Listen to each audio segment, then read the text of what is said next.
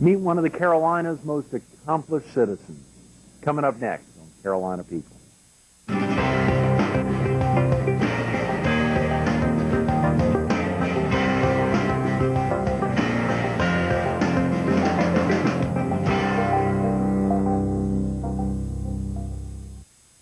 Good morning. Welcome to Carolina People. This morning we're at the Fox 43 studio in Florence.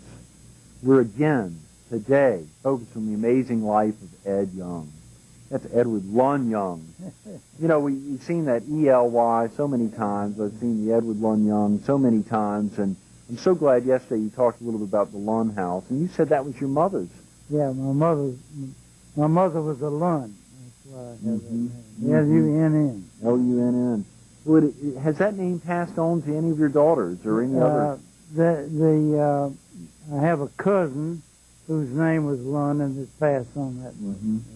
So it had stayed around. Ed, we didn't get to talk yesterday much.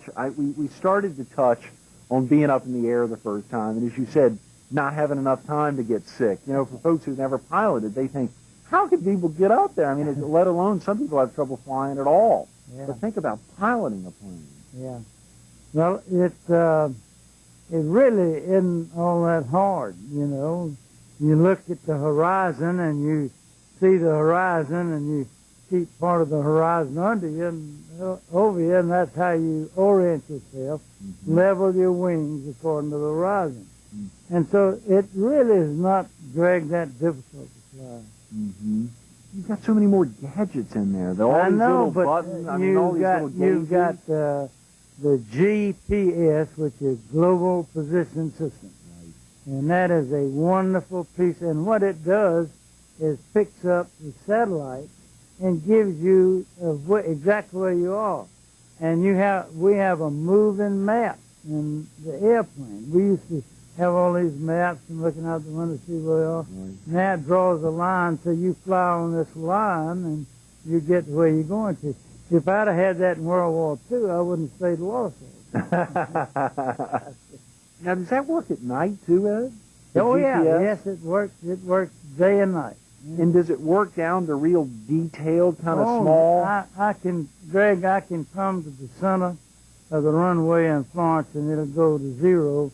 And I turn the taxi off, and it starts counting up. Well, what about the thing where we hear about planes crashing, or, you know, all the speculation around, let's say, John Kennedy Jr.'s plane crashing, and him not being able to see where the land is at night because of the water and all? I mean, obviously it's speculation, but... Yeah, I think that he did not have much time in that airplane, and I think he was disoriented, and...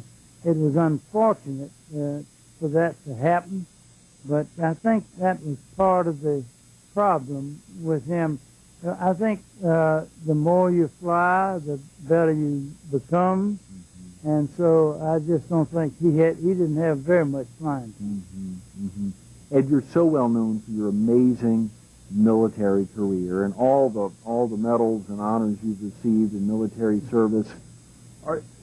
For folks who may not have served in the military, may not understand, I mean, you're recognized, you get military honors based off of helping protect others, or saving lives, or pulling folks out of rough situations. When you think about your military service, do you ever get together with others and talk about the military? Well, you know, it's a war that's gone by a long time ago, and really it's part of history. But you have to live each day, today and tomorrow. And so, but I think, Greg, there's one thing that I think about a lot. You know, in France, they have the Flanders field, the poplars grow, cross on cross, row by row. And I think about so many of the pilots that flew with us, that their planes crashed, and they're buried in the soft blue waters of the Pacific Ocean. Their cockpit is their coffin. Their parachute, their shroud. There's no marker there. There's nobody to put a little flag there. They're gone. They're gone. And I think about that a good bit around Armistice Day and July the 4th. And I've often said that freedom isn't free. It's tough. It does, and we truly think about that now, even every day when we open the paper and see still how many That's folks, right. how many That's lives right. are losing in Iraq. And it's amazing how successful they were in winning that war in a short period of time, but it's a tragic that we're losing people now. Still, really still, every day, Yeah. every day. Have you ever attended reunions with any of your military units, Ed? We used to have our 6th or 7th Fighter Squadron reunion, and I think, Greg, one thing about the reunions, a remembered war is much better than a fought war. It's nice to think about old times, but be thankful that That's you're... right. Thankful they're old times. That's right, that you're with Hatsy and you all were able to travel around. What kind of craft have you flown, Ed? I flew the P-39, which is a Bell Air Cobra. That airplane had the engine behind the pilot, and the center of gravity was back. And so this Englishman says, "Oh, sorry, Mike, you better walk it now. It'll go over tea kettle, and it'll tumble rather than spin." And so he had lost one of his legs on the Spitfire, but then we ended up with the P-38, which was a twin-engine airplane that was a good fighter. You think about fighting, you think about flying in so many aspects. 30 years ago, you embarked on another flight when you ran and successfully accomplished election to the United States Congress. We haven't focused on your service in the South Carolina House of Representatives, but I want to focus real quick on that stint in the flight to Washington and the service for the 6th District here. Well, Greg, that was really an exciting, exhilarating time. It was a time I was the first Republican from the 6th District since the Civil War. And so it gave me an opportunity to go to Washington. It was just a wonderful opportunity. And as I mentioned earlier, the 6th District was a large agricultural district, and I was part of that. And I served on the Merchant Marine and Fisheries Committee, which encompassed much of Myrtle Beach and Georgetown, Horry County. So these two things were really right down my head of things I enjoyed. When you think about being in Washington in the early 70s, of course, you went in 72. It was a big year. Yeah. Richard Nixon, a lot going on in town. What was it like being in Washington in the early 70s? That's right. I guess one of the things certainly that helped me was the Nixon, Thurman, Young landslide. So I think that was a big help in getting elected, of course. But Washington is a beautiful city. It's exciting. It's a seat of power, and yet it has so many beautiful exhibits. The Air Missile Museum up there is wonderful. You go in the Library of Congress. You walk on the halls of Congress. You ride a little train going back and forth. It's just an exciting place. I mentioned earlier, Greg, while we were there, they built the metro system of the subway system. And they dug up the streets, and they had all these construction things going on underneath. We lived about 2 blocks from the Capitol, and I'd walk back and forth to my office. And I watched all this.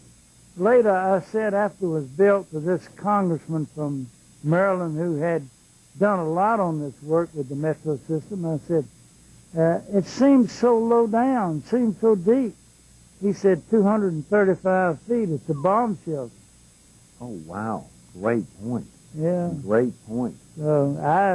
And you can see the honeycomb structure reinforced beneath it when you ride on that metro system. I never thought about that. I never thought about it either. Love the metro whenever we go, even still, and thinking about taking it from Arlington over there, it makes such a big difference. All from the airport.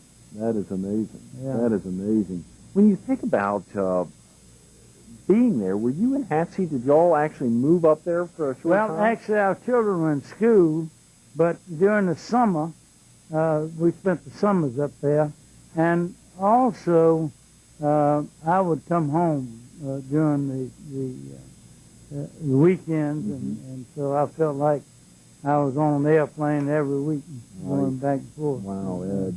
Now, of course, running for Congress was not the first time you'd run for and held a service position. You ran for the State House of Representatives. I was elected to the State House of Representatives for a partial term and then a full term, and then I ran for governor. But a bad thing happened for me when I ran for governor.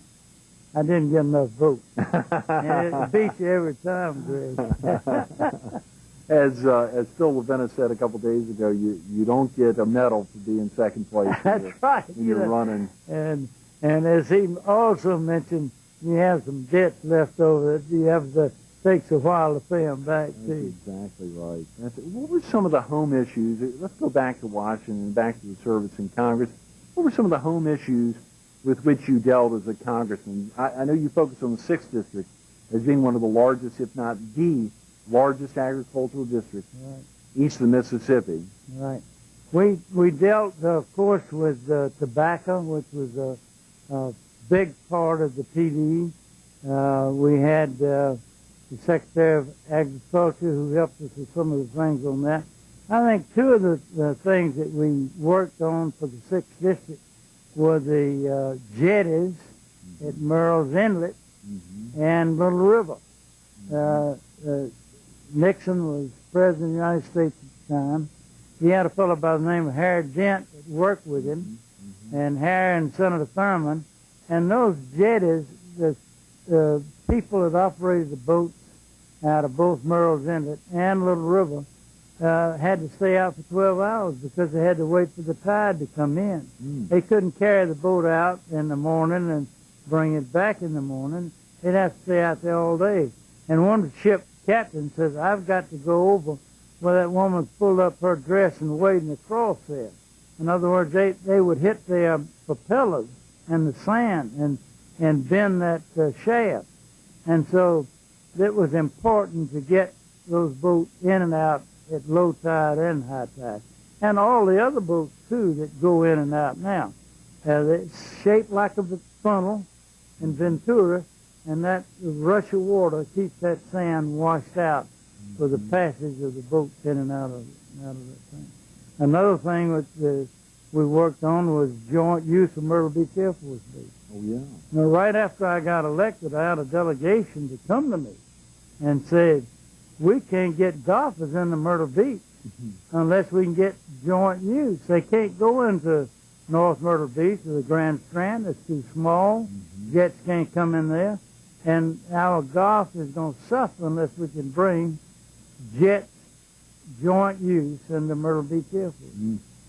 This 3-star, and man, I was all fired up. This 3-star general came to my office and he said, Congressman, he said, we fly these fighters out here with live ammunition in his gun. If a pilot forgets to turn his switches off and shoots a burst into this commercial airline, or if the bomb rack holds up and we have a bomb that didn't release and it slides when it lands up under, and we fire rockets. If it misfires, it could go into an airline. I went to Senator Thurman. I said, Senator, I'm having trouble. He said, Ed, we'll have a meeting. So I got there that day and his office was filled up with people. He said, Ed, come sit down by me. He sort of cleared his throat, and he said, he was, at this time, minority leader of the Senate Armed Services Committee.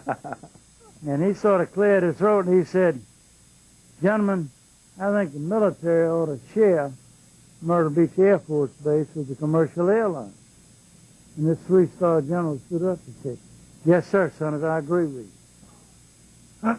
This is the same general. The same fella. The same fella. I'd never seen a 3-star general. And so, you know, it shows that Strom Thurmond is dead. But he spent his whole life serving the people of South Carolina. I mean, he didn't have a life of his own. His life was service to the people. You go anywhere in South Carolina, and you'll find people he's helped. But not only individually, Greg, but totally in project. As the delegation left that day, Senator Thurmond always went to the door, spoke to everybody. And the delegation from Myrtle Beach said, Senator, we thank you for what we've done, but we don't have any facilities for the commercial airlines to load and unload. He said, how much is it? He said, we think it'd take us $1 million. He got that for us. Golly, amazing fellow. And he had been in Washington, I guess, that was in 72. That's so right. He's been up there a good while. Since the 60s. Mm-hmm. Yeah. Mm-hmm. And what he would do, he would bring in interns, and then he would say, well, I got you a position with justice. I got you a position with agriculture. And then when he needed something, he'd call him. Mm-hmm. He was obviously an incredibly supportive colleague. Were there other instances y'all worked together on a regular basis? Well, when we really had problems, we would go to him, and he was able to help solve these problems. We've had problems with research in agriculture. Mm-hmm. We would go to him. He had an amazing grasp for the situation on federal level. Mm-hmm. Truly, and he'd been up there long enough to really show you the ropes. Well, did you ever talk to that 3-star general afterwards? I never did. Never saw him. I never saw him after that. But that was a lesson how Washington's run. That was a good lesson in how Washington's run. That's amazing, Ed. When you think now you still get down to the Strand a good bit. You all have a family home down in Garden City. We have a Garden City, and we love it. I think it's one of the most beautiful spots in the world. And it's just, I'm in the fields a lot up here, but every once in a while we owe so much on the house we can't go there much. We rent it. Golly, Ed. And y'all have an opportunity to congregate there as a family. That's right, as a family. And we come together often. That's wonderful. That's wonderful. When you think about memorials, and have you ever visited the Vietnam Memorial? I have, and most people don't realize what it is, but it's all underground.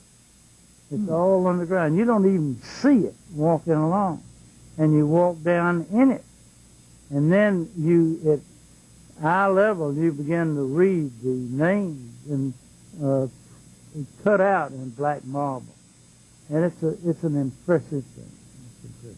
I did not. I know I've visited, but I must have visited at a much younger age. I never thought about that. It's down. You can look across and you don't see anything, but it's down in the ground. Mm-hmm. Mm. Ed, you served in Congress one term. One term. And decided you want to get back to the PD. I did not. I was defeated. I ran 3 times for Congress. I won once and was defeated twice. So I know what it is to fail. That'd be a pretty good record in baseball and some other sports, but there's a lot of energy, and but I enjoyed the opportunity I had to serve. You've been involved, Ed. One thing that we haven't highlighted on, aside from the farming, which is really an incredible passion, and flying, as well as service to your state and country, you've also gotten involved in some for-profit business other than farming. You've been involved in the ownership or management or involvement with other family members, Young Brothers Properties. That has stretched out here in the Florence area as well as down at the beach. Yes, we have some motel properties in Florence at I-95 and 76, and at Surfside Beach as well. You've got other family members involved in that. Yes, we have. We have. It's a family business. When folks see that name, Young Brothers Properties, how many brothers did you have? Well, I had 3 brothers. We've lost 2 of them, so there are 2 of us left. There are 4 brothers, and so we took a chance on building motels, and sometimes it works, sometimes it doesn't. I think your son-in-law, John Charles, had told me, and correct me if I'm wrong, is there a part of the I-95, or a large interchange that's been named in your honor? It's the I-95 76 interchange is named, well, I didn't deserve it, but it's named for me. It should have been named the Dean of Women. Should have been named the Hatsy Young location, because that is. Have you ever thought, Ed, of moving away from Florence? Never has occurred to me. And, Yeah. and I guess it's that my father had an offer one time to sell the farm, and he had an unusually great offer to sell it. And he went to Mother and said, you know, we could buy another farm at another place and do just as well. She said, this is home. And that was as far as it got. So it's home. Absolutely. It truly is. It's been home for so many folks who drive by it. And have y'all ever, you know, when you think about the years of service, how many years again was it, Ed, of the Bible study that you and Hatsy have been I leading? guess we've been doing it for over 50 years. Yeah. And y'all always do that at church? Do y'all ever get together much outside of church with your students? Yeah. She puts up with me a lot. She's a great lady. And what was that like, raising 4 daughters? Well, I think Greg, my wife, really did. I was a lot of times in politics. I was in business, and I give my wife credit for doing the upbringing of our daughters. When you think of having 3 brothers, and you think of then being the father of 4. 4 daughters. And the incredible aspect therein. And, of course, I remember back last year talking to Harriet, and she had talked about one of your granddaughters returning from Paris, having been there for the summer, or for part of the summer, and as soon as she got home, she said, I want to get to the home side. I want to get to Florence and visit Grandpa and Grandma, and to get out to the site, and then wanted to bring her friends up here to show it. Yeah.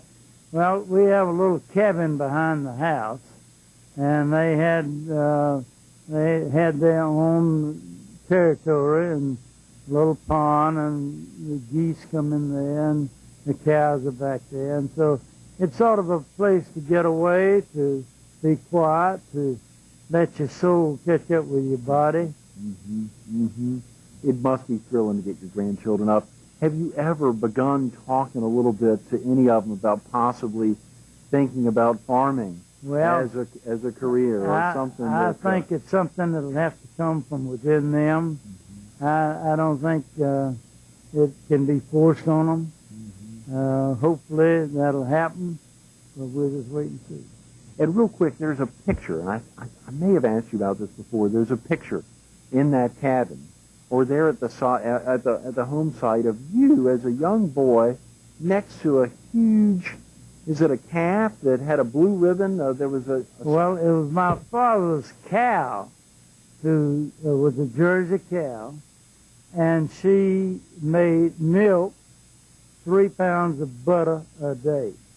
She was a world champion cow, and Herbert Hoover came to visit that cow before he was president.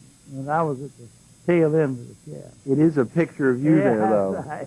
We need now, do you ever have folks come by and just having seen that home there for so many years who just want to come up and see who's in? Do you ever have folks drive by and say, some people please? drop by on occasion. I'm sure they must. Yeah. I'm sure they must. Ed, when you think about so many of the influences in your life, folks who would have gotten you into serving your community through the House or through Congress, or folks who would have gotten you into farming in the first place, your family and grandparents, you think about all the inspirations in your life. Is there any one that stands out in particular for you? I think my father and I were very close, Greg, and I loved him. I did what he wanted me to do, and we loved the land together. We loved the farm together. Mm-hmm. Inspired by his father, devoted to his wife, to his children, to his grandchildren, to his community, devoted to the land and the love of the air as well. It's amazing there's not a part of the earth that Ed Young hadn't touched. Ed, thanks so much again for being with us this morning and yesterday morning. It was truly a treat, and we hope we can get you back in again another time. This has been wonderful. Please send Hatsy our love. Thank you, Greg. I appreciate you letting me come. Absolutely. Stay tuned to more Carolina People coming up next.